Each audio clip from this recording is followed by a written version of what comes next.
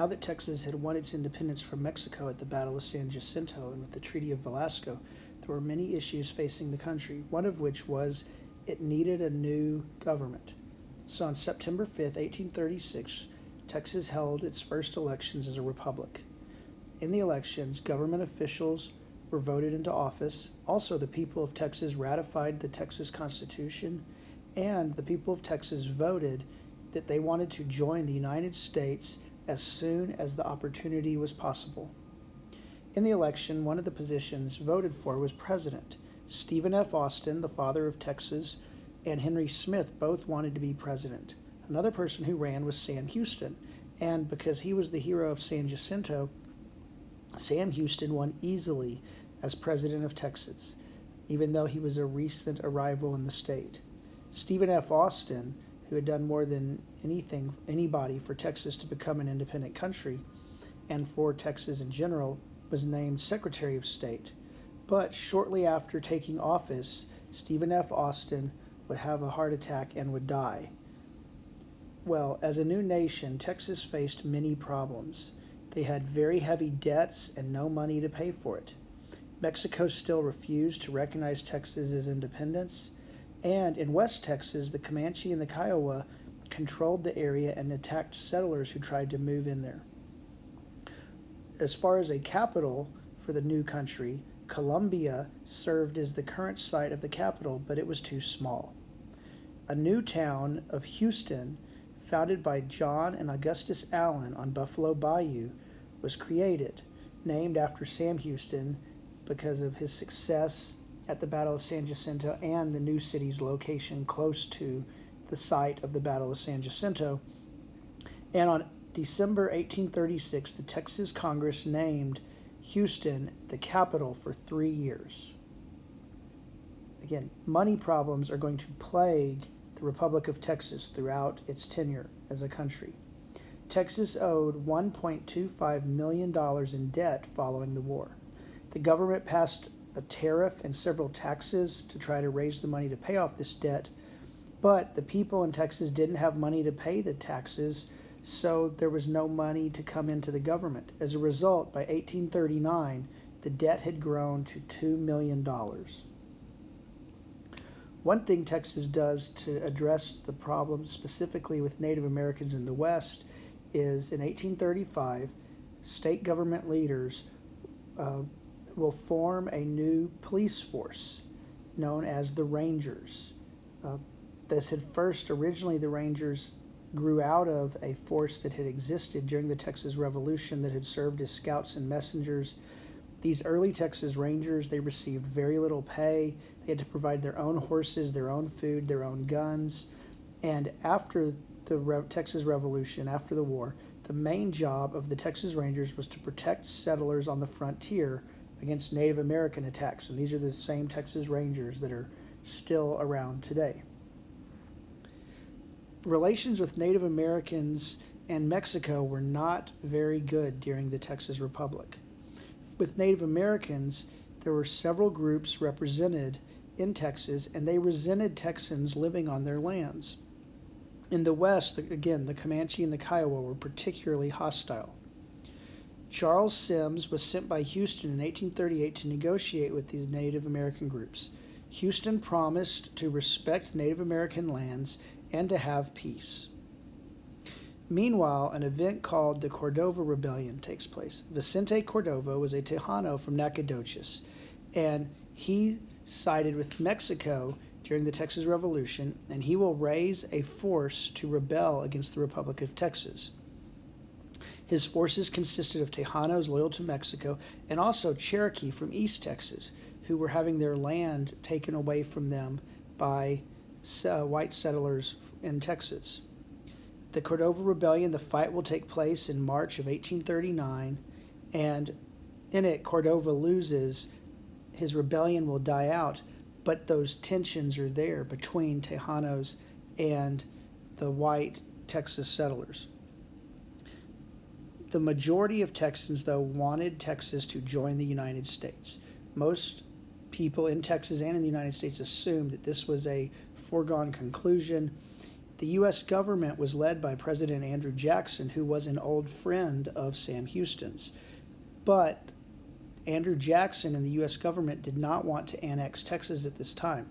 The reason was Texas allowed slavery, and that was a major issue, a divisive factor in the United States, as part of the country had outlawed slavery and part of it was defending slavery.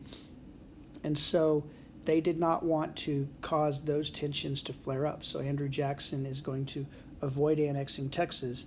Also, since Mexico hadn't recognized Texas's independence, the United States did not want to go to war with Mexico if they made Texas part of the United States. One of the other things that the government will do is they'll send J. Pinckney Henderson to Europe to try to get other countries to recognize Texas. Most of these European countries, though, are going to refuse to recognize Texas as an independent nation because they felt that Texas, with their financial problems and other elements, wasn't going to make it, wasn't going to last, and so these European countries didn't want to get invested. Well, under the Constitution of 1836, it says that the president of Texas could not serve consecutive terms. So you could serve more than one term, but they couldn't be in a row. So in 1838, Texas is going to have its next election, and Sam Houston is not able to run for president. Who is going to run and who's going to win is Mirabeau B. Lamar. He had served as Houston's vice president, and Lamar and Houston did not agree on all of the major issues in Texas, to the extent that Lamar opposed most of Houston's policies. One of the ones he was opposed to was Lamar opposed annexation to the United States. He thought Texas could become a powerful country, and so Lamar is going to focus on that. He's also going to oppose Sam Houston's peace policy towards the Native Americans in Texas. And one of the other things Lamar will do is he will expand the Texas Rangers. Following Lamar's election, a few foreign countries will recognize Texas. France will be the first. They'll convince the U.S. They were convinced that the U.S. would not annex Texas. Also, Great Britain and the Netherlands will recognize Texas. One of the things, since Lamar is not a fan of Sam Houston, he does not want the capital to be Houston, named after Sam Houston. And in 1839, the 3 years for Houston, the city of Houston as the capital, had ended. And so the Texas Congress approves a new permanent capital on the Colorado River.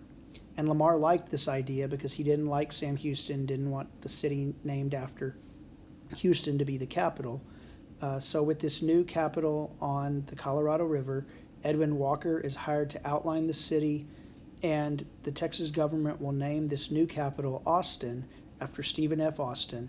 And one of the things they will include in this new city is 40 acres for a state university. One of the things the new government will do is provide for schools. There hadn't been public education in Texas until this point. And they will set aside 18,000 acres of land in each county for public education, for schools for children. They will also set aside land for public universities. In the meantime, private church groups will set up universities too in Texas, one of which is Baylor University, founded in 1845, is the oldest university in Texas. Like we said, Lamar disagreed with Houston's peace policy towards the Native Americans, and this is going to lead to an event known as the Cherokee War. Many Cherokee had moved into Texas in the late 1830s when they were driven out of Georgia and other places in the American South. And the Cherokee had established homes, they had established farms, plantations, they had just adapted to the way of life. Houston negotiated a treaty with the Cherokee, but Lamar got Congress to reject that treaty. Lamar accused the Cherokee of plotting with Mexico to reconquer Texas because there were Cherokee involved in the Cordova Rebellion, and Lamar will use that as an excuse to drive them out. Chief Bowles is the Cherokee chief who is most famous for this. He was their main leader. He will deny that the Cherokee were involved in the Cordova Rebellion. Lamar, though, is going to order the Cherokee out of Texas.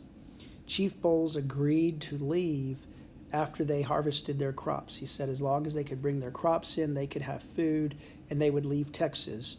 Lamar wouldn't wait. He said, "No, you can't wait to harvest your crops," and he orders the army to remove the Cherokee. The Cherokee are going to then flee. Lamar sends the army in, and the Battle of Neches takes place on July 16th, 1839, where the Texas forces will attack 500 Cherokee as they're leaving Texas. They will kill 100 of the Cherokee, including Chief Bowles. For a week, the army will burn Cherokee homes and crops, forcing them out of Texas.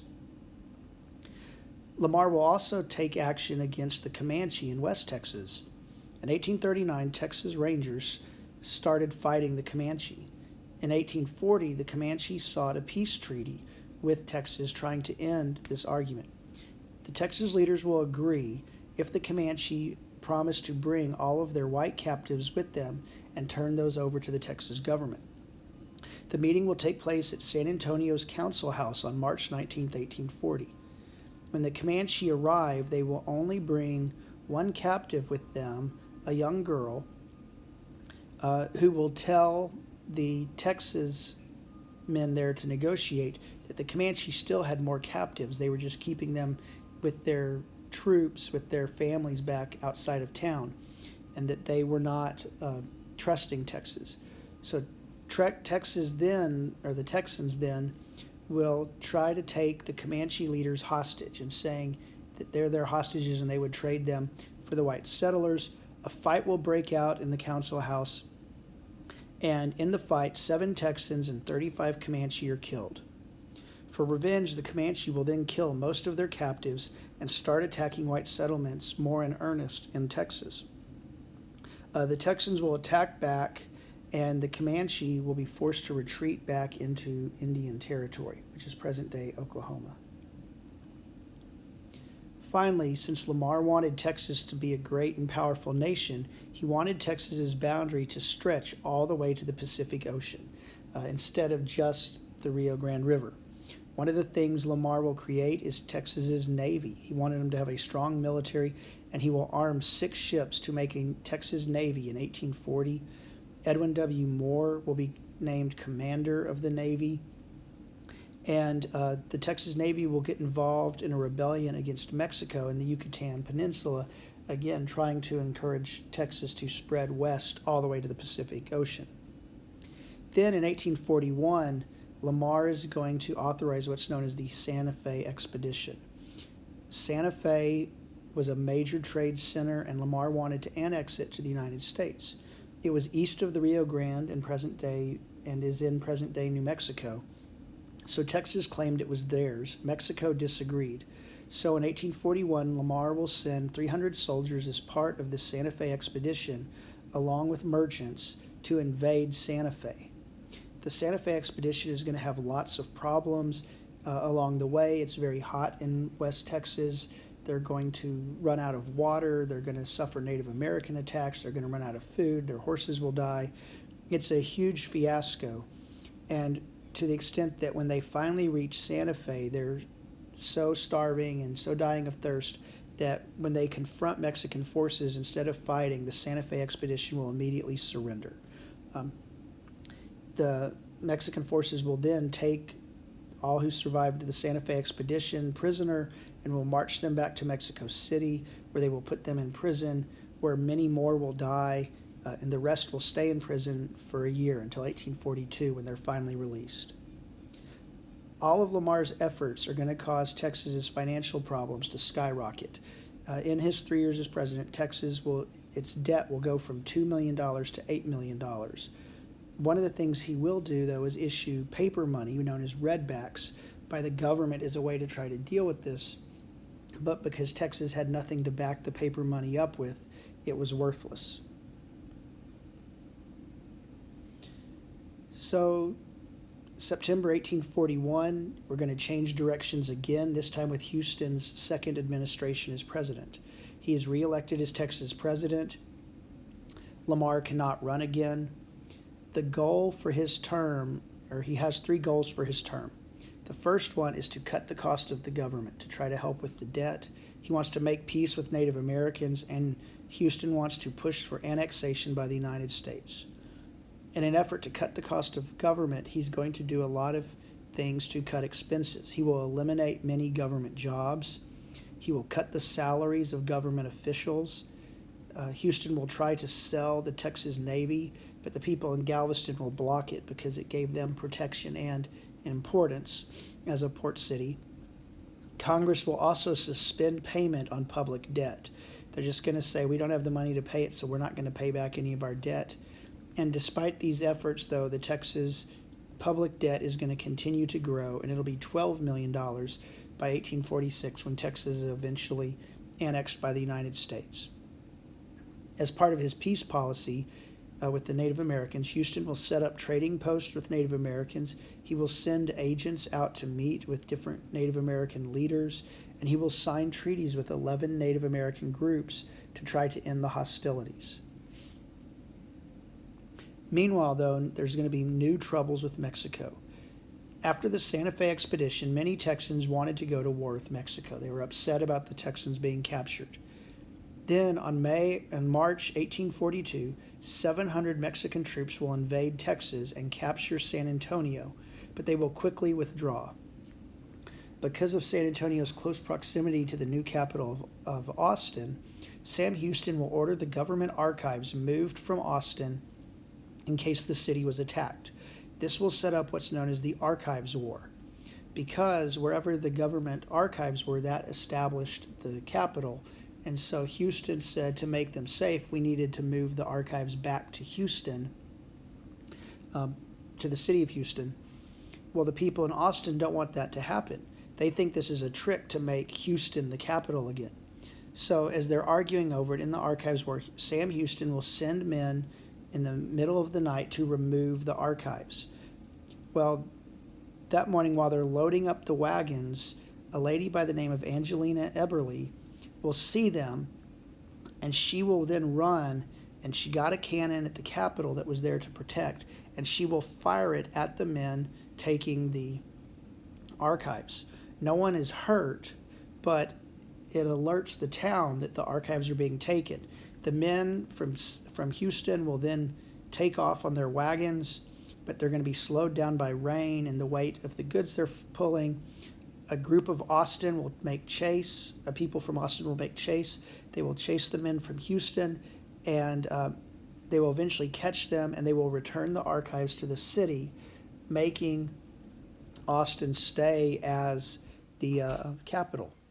In September 1842, Mexican soldiers led by General Will again seize San Antonio. This time, though, the Texas Rangers, led by Jack Coffee Hayes, will fight Will's men at the Battle of Salado Creek, and they will defeat the Mexican army. After these attacks on San Antonio, Texans are angry, and they demand Houston drive Mexican forces out of Texas. They drive them from the land north of the Rio Grande. So on November 1842, Houston will send General Alexander Somerville and 700 soldiers to the region in the area north of the Rio Grande River to drive out the Mexican forces. After a month, in December, they hadn't found any Mexican troops, and Somerville decides that there's no threat, and he plans to go home. But 300 of his 700 men refuse to go back, and instead they decide to invade Mexico. This will be known as the Mier expedition. They're led by Colonel William Fisher, and they will attack the town of Mier, Mexico. When these 300 men attack, there were 900 Mexican soldiers defending the city, and they will easily defeat the Texans. The Texans were marched to Mexico City, but along the way they escaped. They will be rounded up, and 176 were recaptured a week later and taken back to Mier. Santa Anna has now returned to power, and he's back in charge in Mexico. And he doesn't like this, the attacking of Mexico. He's still upset about losing the Texas Revolution. And so he orders that every 10th Texan be executed. So what they will do is the Mexican forces will fill a jar with beans, and it will have white beans, but there will be 17 black beans representing 1 out of every 10 prisoners. And they make the Texans line up, and they each put their hand in the jar and they draw out a bean. And the 17 who drew back black beans were immediately lined up and shot as a message to not invade Mexico. The rest were then put in prison. Sam Houston also faced trouble with the people of Texas. One of the events, there was trouble in East Texas with people coming in to take advantage of the land offered by this new country. You have two groups, the regulators and the moderators, who are going to fight what's known as the Regulator and Moderator War. They had been feuding since 1839. By 1844, the violence had gotten so bad that Houston will have to send 600 militiamen to the area to bring an end to the fighting and to restore peace. With this, though, Texas is going to be coming to the end of their time as a country and will realize that it is now time to move to the United States.